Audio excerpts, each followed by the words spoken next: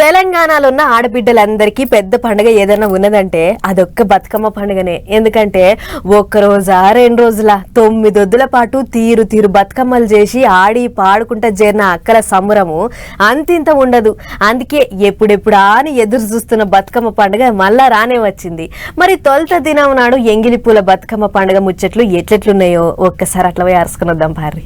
ఎంగిలి పూల బతుకమ్మ గిట్ల చాలా అయిందో లేదో, అంతకంటే మొదలు ముందస్తు బతుకమ్మ పండుగల పెద్ద రికార్డే కొట్టింది జనగాం జిల్లా. పట్నంలో ఉన్న ఓ ప్రైవేట్ బడోలు తయారు చేసిన ఈ బతుకమ్మ ఇప్పుడు దునియాలనే పెద్ద బతుకమ్మ అని ఇంటర్నేషనల్ వండర్ బుక్ వాళ్ళ రికార్డులకు ఎక్కింది. చూడుర్రి ఎంతెత్తుందో.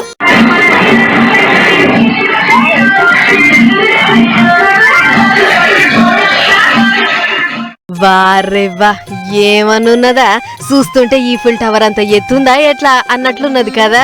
అయితే ఇంత పెద్ద బతుకమ్మను 700 మంది బడిపొల్లగాండ్లు ఒక దినం అంతా కూర్చొని తయారు చేసిర్రట.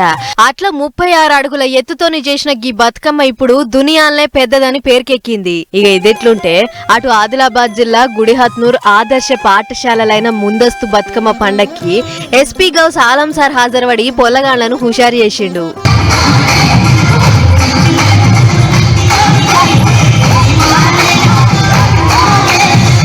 గిట్ల ఒక్కతానని కాదు, నల్గొండ, ఖమ్మం, జగిత్యాల, కరీంనగర్ ఇంకా చాలా దిక్కులయ్యింది. సర్కార్ ఇంకా ప్రైవేట్ బళ్ళల్లో జోరుగా నడిచింది పండుగ. సెలవులు వస్తున్నాయని ముందస్తు బతుకమ్మ సంబరాలు చేసుకుంటా మొదలే మురిచిపోయిర్రు పాంతులమ్మలు ఇంకా బడిపొల్లగాండ్లు. ఇగటు రాష్ట్రం అంతా ఎంగిలి పూల బతుకమ్మ షురువైంది. ఏ వాడ చూసినా ఉయ్యాల ఆటలు, గౌరమ్మ పాటలతోని అమ్మలక్కల సంబరం చిన్నగలేదు.